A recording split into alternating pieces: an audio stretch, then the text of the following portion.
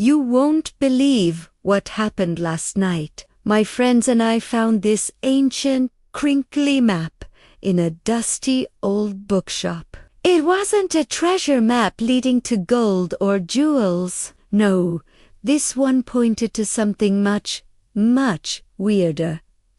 A house that walks at night. I know, it sounds crazy, right? But the map was so detailed, showing a path through the whispering woods to a clearing where the house supposedly rested during the day. We just had to see if it was real. So armed with flashlights and a questionable amount of courage, we set off. The woods were spooky enough on their own, with creaking branches and hooting owls. We followed the winding path, our hearts thumping like drum solos. Finally, we reached the clearing just as the old town clock chimed midnight.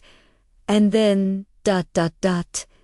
it happened. The ground started to tremble. A low groaning sound echoed through the trees, and this little cottage, this Ordin-looking house, lifted itself up on two giant, wooden, chicken-like legs. It took a clumsy step, then another, and started walking. We were totally stunned, just staring with our jaws on the floor. It was the most bizarre and hilarious thing I'd ever seen. It waddled like a giant bird, its windows rattling with each step.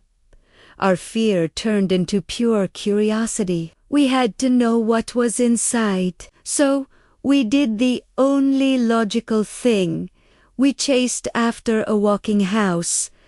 It wasn't a fast walker, thankfully, more like a leisurely stroll. We got close enough to see a rope ladder dangling from the back porch. Without a second thought, we scrambled up. The inside was surprisingly cozy. There was a fireplace, comfy chairs, and shelves filled with books. But it was also ...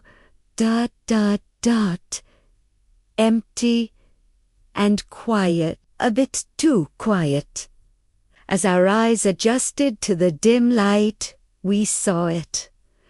A faint, wobbly figure huddled in the corner. It was a shadow, not a regular shadow cast by an object, but a living, breathing, three-dimensional shadow. It looked up at us with two glowing white eyes, and it looked incredibly sad. It didn't speak, but we could feel its loneliness. It gestured around the empty house, and we understood. The house walked every night searching for something or someone, but the shadow was all alone. It couldn't leave the house, and no one ever came to visit. My friend, Leo, who has a heart of gold, slowly walked over and offered the shadow a chocolate bar from his backpack. The shadow hesitated, then gently took it.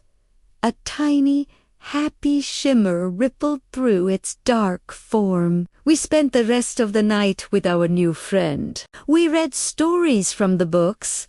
We played charades, which is very tricky with a shadow, by the way, and we just kept it company. We learned that the house was built by a lonely wizard who just wanted a friend, and his magic kept the house walking and his shadow companion alive. As the sun began to rise, the house settled back down in its clearing. The shadow waved a long, wobbly arm as we climbed down the ladder.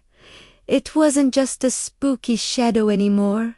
It was our friend. We promised to come back, and we have. Every week, we visit the walking house. It's a reminder that sometimes the strangest adventures lead to the most wonderful friendships, and a little bit of kindness can light up even the darkest of places. Thanks for listening to my story. If you enjoyed it, please hit that like button and subscribe for more adventures. See you next time.